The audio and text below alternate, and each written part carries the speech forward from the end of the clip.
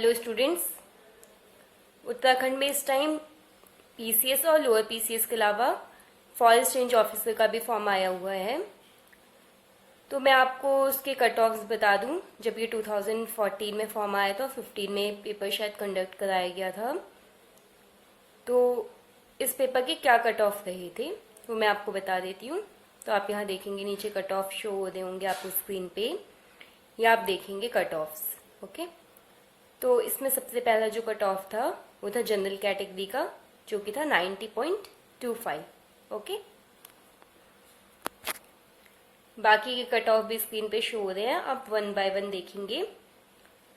Second number पे आपको show हो रहा होगा अनारक्षित यानी कि जनरल उत्तराखंड फीमेल, ये गया था 76.50।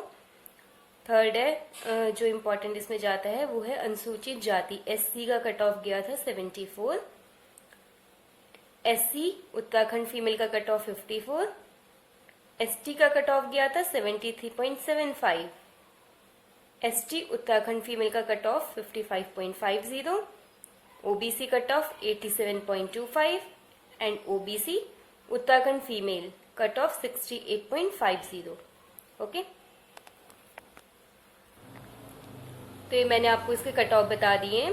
तो इस बार का जो आप अपना टेस्ट पेपर देंगे एफआरओटी का, तो आप इसी चीज़ को फोकस करके देंगे कि आपको कितने मार्क्स मिनिमम चाहिए इस पेपर को क्वालिफाई करने के लिए।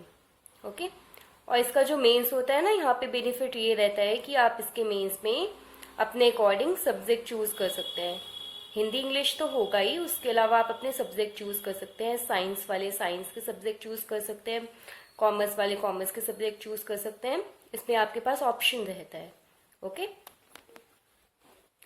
और ये जो एफआरओ का प्री होता है, ये इसके प्री में भी एक पार्ट तो रहता है जनरल स्टडीज का, और सेकंड पार्ट इसमें होता है रीजनिंग वगैरह का।